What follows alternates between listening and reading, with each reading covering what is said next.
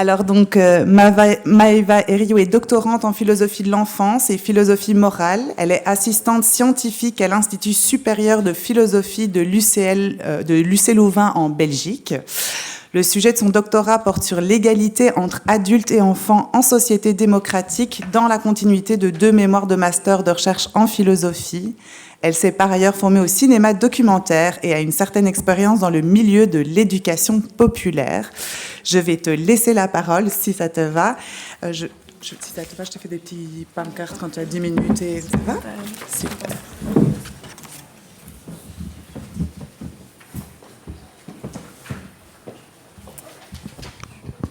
Bonjour, vous m'entendez bien ? Oui. Bonjour à tout le monde et merci beaucoup de m'accueillir. Je suis très heureuse d'être ici pour vous partager mes recherches. Lors de la première édition de ce colloque l'an dernier, la misopédie a été définie comme le sentiment de mépris qui est porté aux plus jeunes et le rejet qu'on leur fait subir. Et je reprends cette définition parce que mon intention ici, c'est pas de décrire la misopédie, mais de proposer un moyen d'en sortir. Et pour la déjouer, il me semble qu'il faut chercher à transformer le regard qu'on porte sur les enfants, puisque toutes nos attitudes et nos pratiques sont conditionnées par nos regards, et donc qui sont un potentiel levier de transformation. Et en cela, je fais référence à la théorie des représentations sociales, que je vais résumer avant de vous expliquer ma proposition pour faire évoluer le regard. La théorie des représentations sociales, elle vient des domaines de la psychologie sociale et de la sociologie. Et les représentations sociales sont définies par Ratto et Lomonaco comme des systèmes d'opinion, de connaissances et de croyances qui sont spécifiques à une culture, un groupe ou une catégorie sociale et qui sont reliés à des objets de l'environnement social. Et un peu plus concrètement, elles sont définies par Duperron comme des réalités mentales complexes qui incluent des mots, des images, des concepts, des émotions, des éléments conscients et inconscients qui fonctionnent comme un savoir. Par exemple, si on prend le cas des enfants, on pourrait avoir comme mot naïf l'image d'un doudou, le concept de dépendance, l'émotion de la peur, l'ensemble qui forme une représentation cohérente, partiellement consciente, des enfants comme par exemple des êtres à protéger avant tout. Donc les représentations sociales, elles sont constituées d'un ensemble d'éléments interdépendants, dont un noyau stable et des éléments périphériques qui évoluent davantage. Et ce sont des réalités mentales, mais elles sont palpables. Concernant les enfants, on peut les repérer notamment à travers les discours scientifiques et pédagogiques, les lois, les objets culturels, donc livres, films, musique, publicité, spectacles, jeux, jouets, etc. Les mots et les tons qui sont employés pour parler aux enfants ou s'adresser à eux, ou parler des enfants, ou s'adresser à eux, les gestes. Et donc, elles fonctionnent comme un savoir, donc elles sont utiles et elles sont même nécessaires. Ce sont des grilles pour lire, déchiffrer et guider nos interactions sociales. Elles sont nécessaires dans notre quotidien pour simplifier notre environnement qui est complexe et assurer cohérence et stabilité dans notre compréhension du monde. Donc elles orientent nos comportements, mais pour autant, ce ne sont pas des connaissances fiables au sens des connaissances établies. Elles sont construites dans un processus de communication globale et elles évoluent constamment au travers d'un groupe social. Elles ne sont pas basées sur un raisonnement hypothético-déductif ou une logique formelle ou rationnelle. Et donc, elles peuvent varier complètement d'un milieu à l'autre, d'une personne à l'autre. Par exemple, si on a une représentation du milieu urbain comme un milieu hostile et dangereux, on va avoir tendance à l'éviter, alors que si on se le représente comme un milieu de rencontres et d'échanges, on va beaucoup plus avoir tendance à l'investir. Bon, c'est la même chose concernant les enfants. Si on se représente les enfants comme des personnes dangereuses, potentiellement destructrices de leur environnement, on va avoir des comportements en réaction à cette peur. Et donc, puisque les représentations des enfants existent nécessairement et qu'elles nous servent, on a des représentations pour tout et c'est nécessaire, il s'agit non pas de les éliminer, mais de les mettre en lumière et de les ajuster à une réalité qui serait souhaitable. Donc par réalité souhaitable, j'entends à la fois quelque chose de réaliste et à la fois quelque chose qu'on veut voir se réaliser. Or, si on questionne aujourd'hui la misopédie, qui discrimine et traite les enfants comme des êtres inférieurs, c'est notamment parce que ce qui est souhaitable dans nos sociétés démocratiques, dans lesquelles on évolue aujourd'hui, c'est l'égalité entre êtres humains. Et donc des représentations qui seraient ajustées à une réalité souhaitable, ce seraient des représentations ajustées à une égalité entre enfants et adultes. L'égalité entre enfants et adultes, c'est une question vaste. C'est donc le sujet de ma thèse à la base. Et donc je vais la préciser pour pouvoir lier ensuite à la question des représentations. Donc, pour préciser juste, je manque dans les domaines de la philosophie morale et de la philosophie de l'enfance. Ça a été précisé avant, mais je le redis comme ça, vous savez quel point je parle. Et donc ma question, c'est dans les démocraties occidentales contemporaines, où on prône les valeurs d'égalité et de liberté entre individus, comment est-ce qu'on peut penser l'égalité entre enfants et adultes ?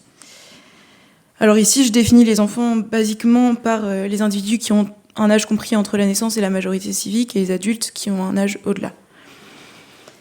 Pour Renaud, il y a une vague de démocratisation dans les derniers siècles, et les hiérarchies tombent, donc entre classes, dans les anciens régimes, entre ethnies, entre genres, et les enfants sont la dernière catégorie de population qui a un statut juridique inférieur, un statut de mineur, et c'est tout à fait considéré comme normal. C'est quelque chose qui évolue beaucoup durant le XXe siècle, les droits des enfants et la manière dont on se comporte avec eux. Et pour Renaud, c'est quelque chose qui va continuer d'évoluer, indéniablement du fait de cette vague de démocratisation. Et je pense qu'on peut voir que la question se pose, que ce soit dans ce qui a été décrit dans l'introduction de toutes les maltraitances des enfants qui sont structurelles, mais aussi dans la crise de l'autorité qui est vécue par les personnels éducatifs, la critique des enfants rois, les débats sur l'éducation positive, etc. Donc même pour les gens qui ne reconnaîtraient pas de domination adulte, il me semble que les enjeux éducatifs actuels peuvent être liés à cette question de l'égalité entre enfants et adultes. Or, si les mœurs évoluent, sur le plan théorique, la question est pour le moins claire.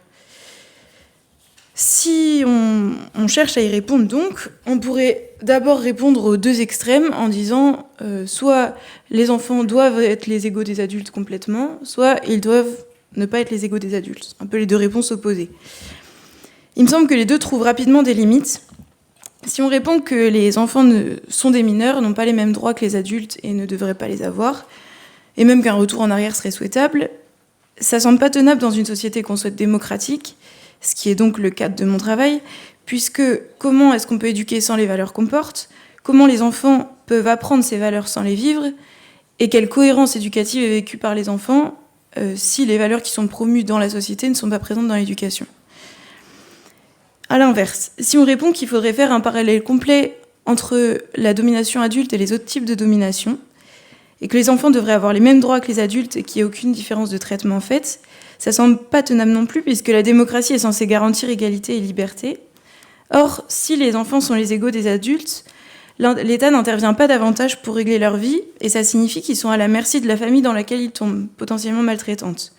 Alors on pourrait rétorquer qu'ils peuvent s'en aller puisqu'ils ont le même droit que les adultes, et choisir d'aller vivre là où ils veulent.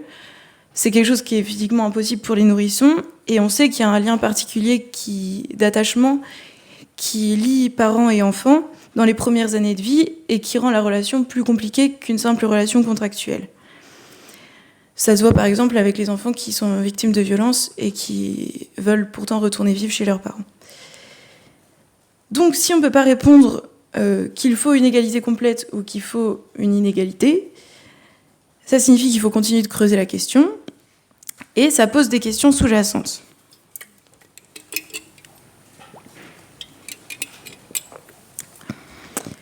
Ces questions, ce sont premièrement, de quel type d'égalité parle-t-on ? Deuxièmement, qu'est-ce qui doit être égalisé ou non au sein de chaque type d'égalité ? Est-ce qu'on parle d'une égalité complète ou partielle ? Et troisièmement, de quelle manière égaliser ? Alors, je situe 3 gros types d'égalité entre êtres humains, qui sont l'égalité juridique, donc en termes de droit, l'égalité relationnelle, et l'égalité comme critère de distribution de biens ou de ressources. Tous ces 3 gros types d'égalité font découler eux-mêmes d'autres sous-types d'égalité, mais les 3 sont toujours fondés sur un principe qui est l'égalité morale, qu'on appelle aussi égalité fondamentale, égalité basique ou égalité humaine. Et pour Kim Lyka, l'égalité morale, c'est le plateau égalitaire pour toute théorie contemporaine politique ou de justice plausible. Ça signifie qu'aujourd'hui, il n'est pas tenable de rejeter l'égalité morale entre êtres humains. La culture démocratique, elle est notamment basée sur cette idée. Donc, comme ce qu'on peut et ce qu'on doit asseoir en premier lieu pour répondre à la question de l'égalité, c'est l'égalité morale, je propose d'y réfléchir et de réfléchir à y ajuster les représentations sociales des enfants, faire en sorte que les représentations concordent avec cette égalité morale.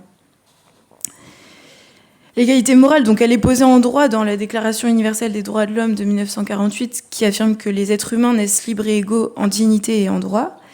Et elle est définie par Vlastos comme l'égal respect pour toutes les personnes et pour l'égale valeur ou égale dignité de tous les êtres humains. Et la dignité peut être définie, donc pas ici par Belousif, comme le point de résistance à ce qui peut menacer notre humanité. Et donc, elle signifie à la fois le caractère unique de l'humanité, en même temps que chaque individu particulier, et elle vient de leur égale appartenance à l'humanité. Et donc ici, ça rejoint la présentation précédente sur l'appartenance des enfants à l'humanité. La suite va être plus claire aussi là-dessus. Lorsqu'on parle d'égalité morale, on fait référence au statut moral de la personne, qui peut correspondre à deux choses, être agent moral ou être patient moral. Ici, quand on parle d'égalité morale entre enfants et adultes, on parle d'égalité comme patient moral. Donc ça signifie, c'est ce qui fait qu'un être est source d'obligation pour tout agent moral. Ça veut dire qu'on lui doit le respect de sa dignité, mais ça ne donne aucune obligation à cet être. Au contraire, ce sont les agents moraux qui doivent respect, puisque eux ont la capacité de le faire et donc la responsabilité, agents qui sont eux-mêmes patients moraux. C'est assez logique, dans le cas des enfants, on ne va pas demander à un bébé d'être un agent moral en devant le respect aux autres. L'égalité morale, elle est faite pour protéger, et elle implique directement des droits moraux et légaux. Donc il existe un ensemble de droits de base sur lesquels il y a à peu près un consensus, qui sont globalement le droit pour l'entité à ce qu'on n'interfère pas contre elle, donc c'est de ne pas être tué, de ne pas subir d'expérimentation, de ne pas souffrir sans justification. Et puis, il y a d'autres droits qui dépendent des conceptions morales, comme le droit à être aidé ou à être traité avec justice. Mais donc, en résumé, un individu qui est considéré comme égal moralement, c'est un individu à qui on doit respect de sa dignité, et c'est la base de toute égalité entre êtres humains. À partir de là, voici la proposition que je fais. Je l'ai dit au début, les représentations sociales, elles sont composées d'un noyau stable et d'éléments périphériques qui évoluent davantage, ce qui forme un ensemble cohérent. Et donc, une représentation qui concorderait avec l'égalité morale serait une représentation dont le noyau est le respect de la dignité humaine. Ça, c'est la proposition que je fais. Et donc, concernant les enfants, il s'agirait de les percevoir avant tout comme des humains à qui on doit le respect de leur dignité.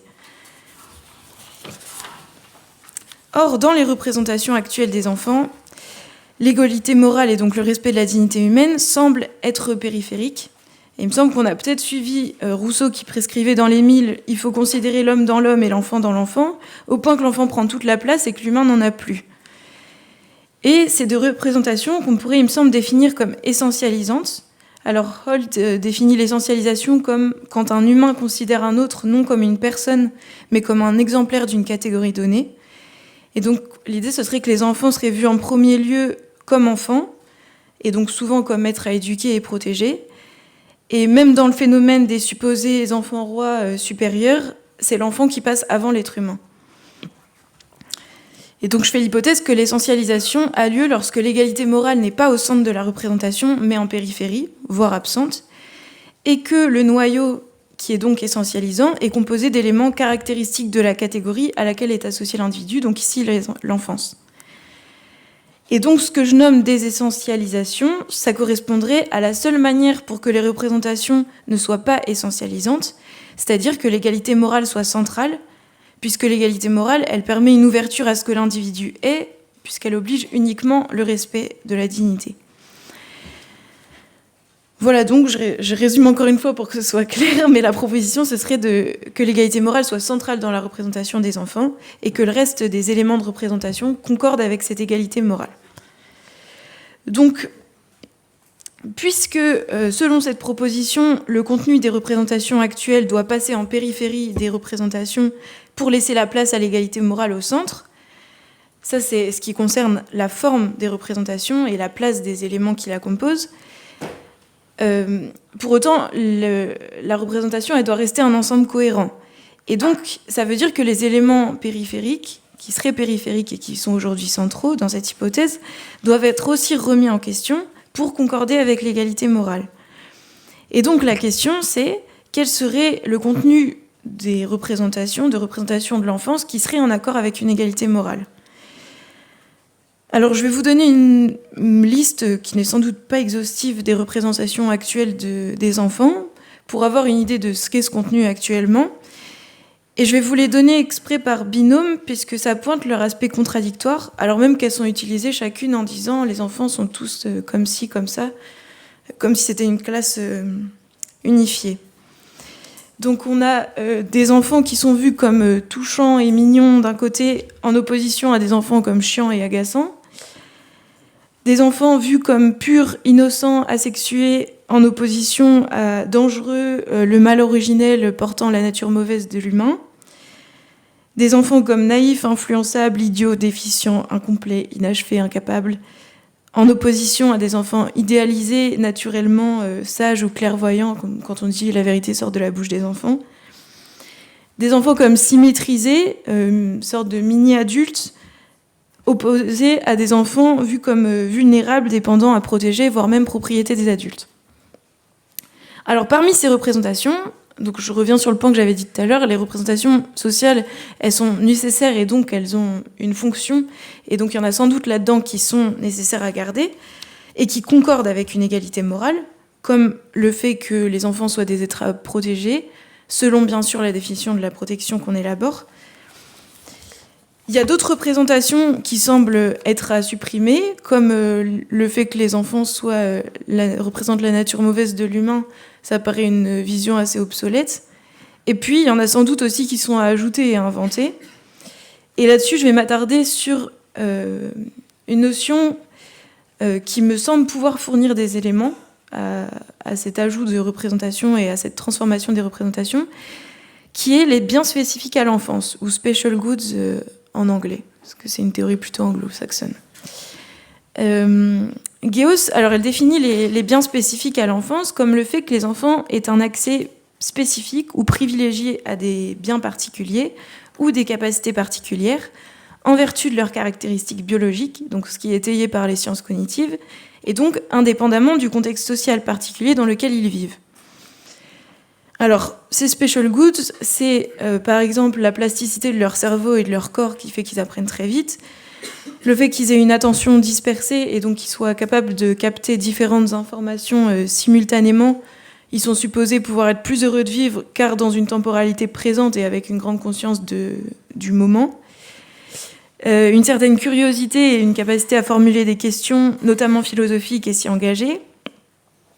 Une grande intelligence qui est notamment très comparable à la méthode scientifique, donc basée sur l'expérimentation et qui va leur permettre à la fois d'expérimenter leur environnement, mais aussi différentes manières d'être et de mise en relation.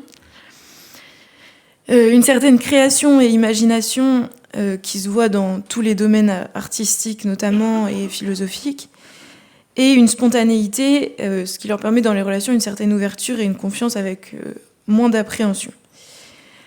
Donc cette théorie des biens spécifiques à l'enfance, d'ordinaire, elle a été déployée et elle est utilisée pour montrer que l'enfance vaut la peine d'être vécue. Moi, c'est pas dans ce sens-là que j'utilise, et donc je vais vous expliquer les deux fonctions qui me semblent intéressantes. Comment cette théorie elle peut apporter sur le contenu des représentations qu'il faudrait faire évoluer des enfants. La première fonction, c'est sur un plan théorique.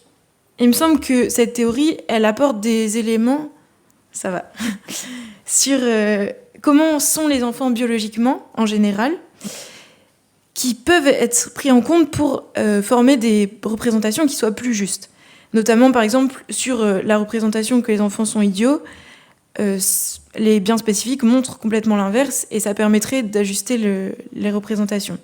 Mais alors attention, l'idée n'est pas de réessentialiser et donc que ces biens spécifiques amènent des représentations qui soient remises dans le noyau de la représentation, puisque tous les enfants restent différents. Et donc ce seraient des éléments non pas dans l'essence de la représentation, mais en périphérie. Ça, c'est la première fonction, donc sur le plan théorique, ce que ça pourrait amener. La deuxième fonction, c'est sur le plan pratique. Il me semble que les biens spécifiques peuvent avoir des effets concrets sur la transformation des représentations de l'enfance, puisqu'ils permettent des situations entre enfants et adultes où les rôles d'éducateurs et d'éduqués sont bousculés. Ils n'ont pas lieu d'être, puisque les adultes n'ont pas plus à apprendre aux enfants que l'inverse dans ces situations. Alors, c'est pas du tout le cas de toutes les situations. Quand un enfant de 1 ou 2 ans s'approche d'une falaise, c'est pas le moment de remettre en question les représentations sociales. Mais certaines situations le permettent, et ça peut être notamment le cas des moments de découverte de l'environnement ou du quotidien par des jeunes enfants qui vont poser des questions ou avoir des remarques tout à fait pertinentes et intéressantes et qui vont apporter. Des moments de jeu, d'invention, notamment d'histoire, de jeux de rôle, etc. Des moments de dialogue philosophique ou de relations informelles avec des échanges sur les manières de voir les choses, ou des moments de création ou de découverte artistique. Et donc, il me semble que ces situations, il y en a sans doute plein d'autres, c'est des exemples, c'est des moments où les deux peuvent s'apporter, enfants et adultes, voire où les enfants peuvent même apporter davantage aux adultes que l'inverse. Et donc, les deux peuvent se percevoir comme des individus uniques et comme humains d'abord. Et vivre ça pour les enfants et pour les adultes, ça permettrait de questionner et de faire évoluer leurs propres représentations, puisque nos vécus influencent nos représentations sociales. Donc, je vais conclure. Pour récapituler, ma proposition, c'est que si on veut faire changer la misopédie, il faut faire évoluer le regard qu'on porte sur les enfants. Et donc, par regard, je parle ici, ce qui est sous-tend, c'est les représentations sociales qu'on a des enfants et de l'enfance. Pour ça, il faudrait les faire évoluer vers une égalité morale, donc qui est essentiellement le respect de la dignité humaine, qui serait au centre de la représentation des enfants. Et donc, pour ça, il faudrait désessentialiser les représentations, c'est-à-dire faire passer les représentations actuelles des enfants au second plan et les remettre en question pour qu'elles soient plus justes, plus proches des enfants, comme ils pourraient être en démocratie. Il me semble, j'ajoute là-dessus, que cette proposition d'égalité morale comme centrale, elle peut être en elle-même un cercle vertueux, puisque plus les représentations des enfants concordent avec une égalité morale, plus les adultes voient les enfants comme des humains avant d'être des enfants, et donc avec une attitude qui correspond, plus il existe une ouverture pour que les enfants soient qui ils sont, au lieu de leur imposer des manières d'être via des représentations essentialisantes, et plus les représentations évoluent grâce à ce vécu pour être elles-mêmes plus proches de ce que les enfants sont, puisque eux-mêmes peuvent donner à voir autre chose. Alors, c'est une proposition qui laisse plusieurs questions à creuser, beaucoup. Et parmi elles, je vais en citer juste 3, qui sont comment est-ce qu'on définit l'égalité morale plus concrètement, et le respect et la dignité, qui sont quand même un gros morceau, c'est sur quoi je travaille, afin que les représentations puissent être en concordance avec. Deuxième question, comment est-ce qu'on transforme ces représentations ? J'ai parlé des biens spécifiques qui sont une option parmi tant d'autres. Il me semble que les objets culturels ont un rôle important à jouer là-dedans, et là-dessus, le colloque de l'an prochain sera très intéressant, puisqu'ils sont fabriqués sur du temps long, avec une liberté, de la réflexion, et qui peuvent aider grandement à produire des représentations différentes. Et il y a la question aussi de la différence et du lien entre les représentations des enfants et la représentation de l'enfance, qui semble importante à prendre en compte. Et je finirai juste sur l'opposition de 2 termes qui me semblent intéressantes. La misopédie, elle peut se définir comme le mépris des enfants, et le mépris lui-même, il peut se définir à la fois comme le dédain, ou comme le fait de se méprendre, se tromper, prendre une chose pour une autre, et on pourrait dire plus familièrement regarder de travers. La considération, à l'inverse, elle peut se définir comme l'attention, l'égard, le respect porté à quelqu'un, donc ce qui s'oppose au dédain, ou comme le fait d'examiner ou de regarder attentivement quelque chose ou quelqu'un, ce qui s'oppose au fait de regarder de travers. Et donc une représentation, des représentations correspondant à une égalité morale, permettrait de pouvoir regarder les enfants au lieu de plaquer un regard sur eux, et de passer du mépris à la considération. Je vous remercie.